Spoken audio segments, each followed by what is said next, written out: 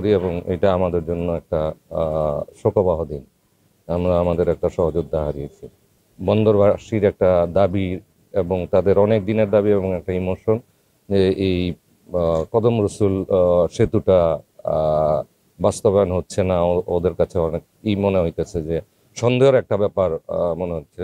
সেই কারণেই আজকে আমি আসলে এই সিটি কর্পোরেশনে সিইও সাহেব জাকির সাহেবের সাথে কথা বললাম এবং একটা জিনিস ক্লিয়ার যে ওনার সাথে কথা বলতে কোথাও কোনো কিছু আটকে নেই আসলে।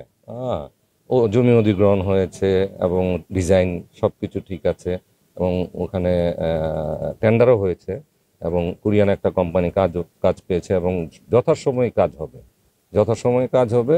এবং যদি কোনো কোনো পরিকল্পনা থাকে ল্যান্ডিং এর ব্যাপারে কিছু ইস্যু আছেন, সেইটা নিয়ে হয়তো ওনারা কাজ করবেন, বাট যথাসময়ে কাজ স্টার্ট হবে এই আশ্বাস আমরা পেয়েছি। আর শহরের কিছু যানজট এবং এই যে ড্রেনেজ ব্যবস্থা, এইগুলি ডেঙ্গুর ব্যাপারে, চিকুনগুনিয়ার ব্যাপারে, এই সমস্ত সবকিছু নিয়ে আলাপ হয়েছে।